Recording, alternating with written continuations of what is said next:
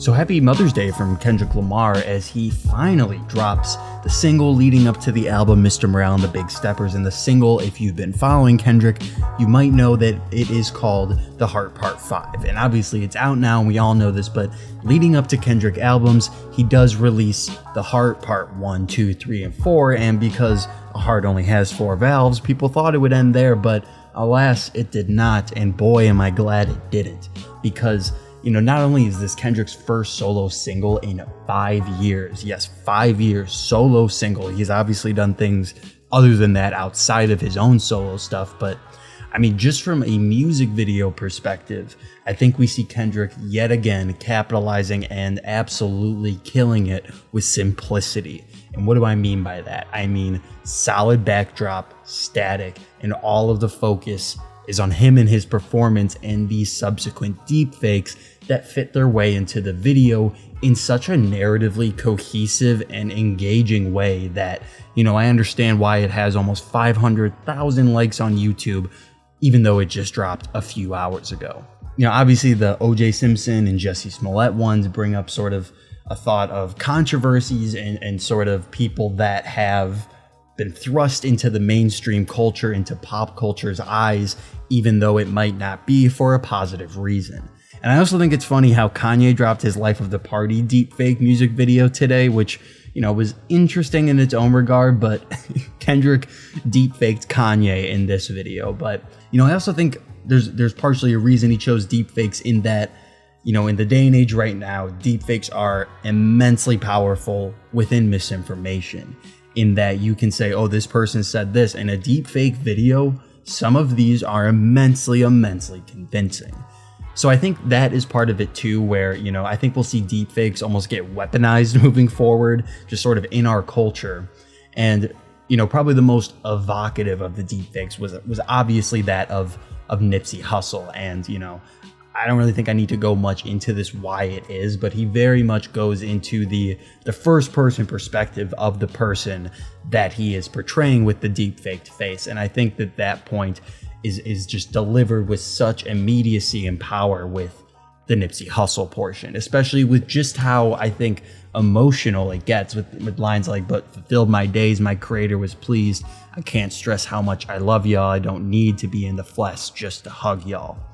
I think it stands out, and I also think it shows that Kendrick has taken just such deliberate time with this, but it comes across as something immediately relevant just because of how inherently meta its topics are. And like I was saying earlier, simplicity is key. There is not too much going on here, and throughout all of Kendrick's music videos, we've seen just a hyper focus on sort of what he wants this to be. I never watch a Kendrick Lamar music video and feel like there is either too much going on or there's something happening that could have been omitted. Everything there feels so creatively inherent to the whole that, every piece becomes a necessary part of the entire project. And, it feels the same can be said for The Heart Part 5, even though it does meticulously take that much more, I think, deliberately simple sort of almost avant-garde take on what a music video is and what a music video can be. And I found this immensely interesting. If you go into the comments on the music video and you look at the special thanks, 2 of the special thanks are to Matt Stone and Trey Parker. And if you remember, last year there was news announced that Matt Stone and Trey Parker were teaming up with Kendrick Lamar to essentially create a film.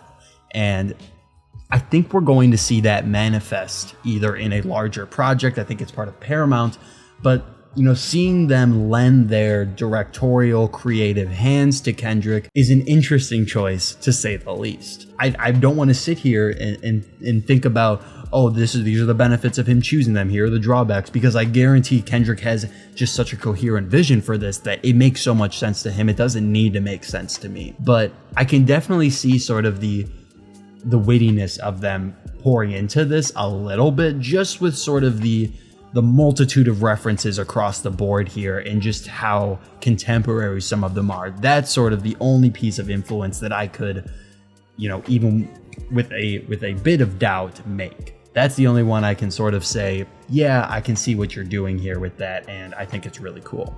Kendrick's last album won a Pulitzer Prize, and the way things are looking now, I just don't see him disappointing with this upcoming album, Mr. Morale and the Big Steppers. But let me know what you think about this and sort of what the public is expecting from Kendrick, because right now, Kendrick is operating at his own speed, on his own wavelength, unlike anyone else in the industry. He overshadowed Kanye dropping a video today. Granted, Kanye's videos as of late have been immensely disappointing, but that's besides the point. Kendrick is taking over the conversation right now, and it seems that everything he has laid out for us is just going to be miraculous. That's my prediction from what we've seen here, but I'm immensely happy to see it. But let me know what you thought about it. Like, comment, subscribe, all of that really helps me out. And more than anything, have a great start to your week, and thank you for watching.